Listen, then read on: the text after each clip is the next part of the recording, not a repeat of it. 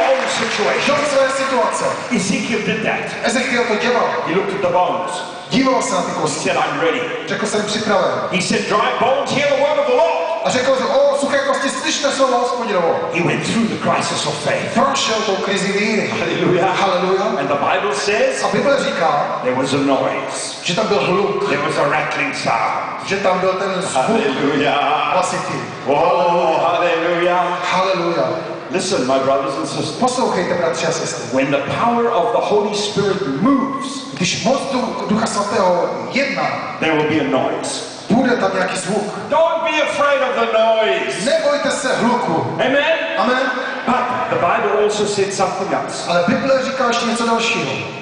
When Ezekiel spoke the word of God Když Ezekiel mluvil Boží slovo and the power of God moved, a Boží moc jednala, the Bible says there was a rattling sound and the bones moved and each bone came to its own bone.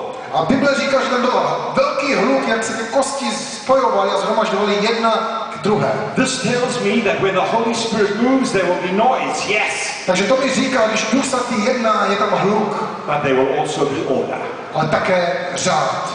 Hallelujah. Hallelujah. Hallelujah. So Ezekiel spoke, Takže Ezekiel mluvil.